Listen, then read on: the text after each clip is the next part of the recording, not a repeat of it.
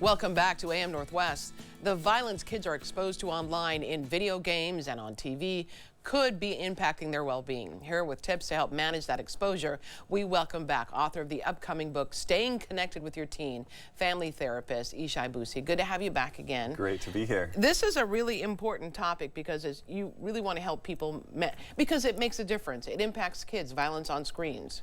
It does, it does. Secondary vicarious traumatization is the impact, the experience of trauma that we get from secondhand exposure to violence. Yeah. So even if we're not directly affected, watching it in person, observing it online, and this kind of stuff that goes viral a lot. Yeah. A lot of violence, video games, but also on streaming channels and YouTube and all these sources. There's a lot of violence that our kids are exposed to. Right, especially now.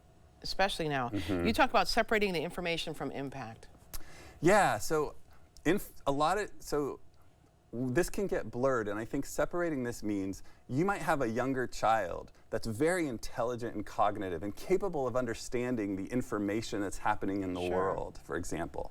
So they might listen to a video or read something and understand the concepts, but not be able to make sense of the emotional impact and toll it has on them.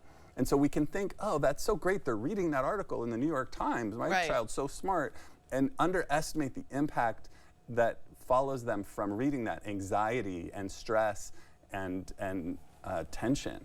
So then, is it about communicating with your child? I mean, you communicate with them about what they saw and ask them how they're feeling about it? It's important, very important to talk with our kids about the things they're seeing or the things they might see, getting ahead of it. And ask them about, ask them about their opinions and thoughts. We can project our own agenda onto our kids. So it's important to be neutral and be curious about what are their opinions, what are their thoughts, what do they feel about that, what is that like for them? And ask them about the emotional toll and validate that it's really sad, isn't it? And it's hard to see this, and it can be really confusing. Yeah. Why would people behave this way, and what might it be like for those families of the victims or things like that? So really, it's modeling empathy. It's also not fixing it or giving them answers and solutions, which sometimes we do too quickly as parents. Your family, you have family living in Israel right now, and this impact of this war, Israel against Hamas, has got to be impacting you, and it's got to be a conversation in your household, doesn't it? We do. We have conversations all the time, and the conversations lean on curiosity, on empathy, on understanding, not on simple solutions because it's complicated. Right, for and sure. so it's a lot of understanding, it's a lot of validating, it's a lot of really letting them have their own experience and not imposing our expectations on them.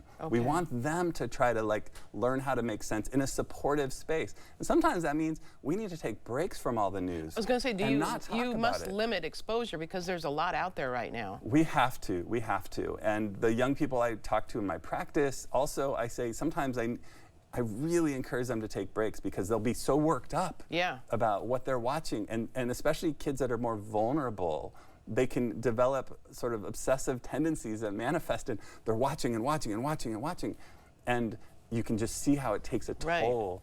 Well, I'm sure too, like with school shootings that are everywhere, that are talked about everywhere, that's got to be anxiety, prone, make kids nervous. And I think we miss, sometimes young people don't show their anxiety and stress, so it looks like they're fine. And it really takes slowing down and asking them, and when you do that with them, they will often share, they're used to being looking over their shoulder in class. It becomes normal. And so certain things are becoming normal that really should not be normal right now. Such as you mentioned, looking over the shoulder. I would think kids too would develop tendencies to think they could control something that they can't control.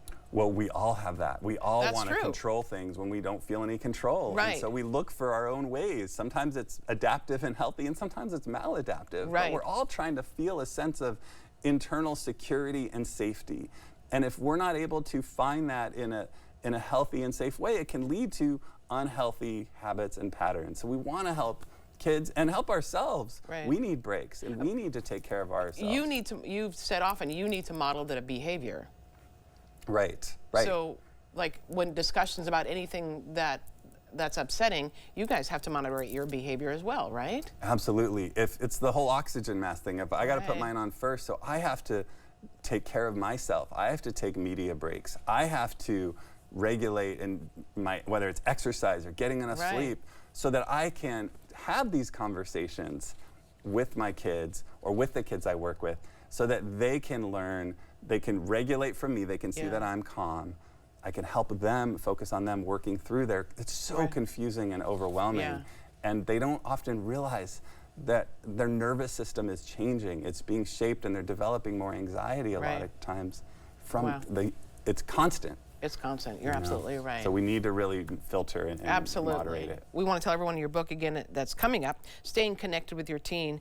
Yshai, Boussi, thank you so much. Thanks. All right, we'll be right back with more AM Northwest. Don't go away.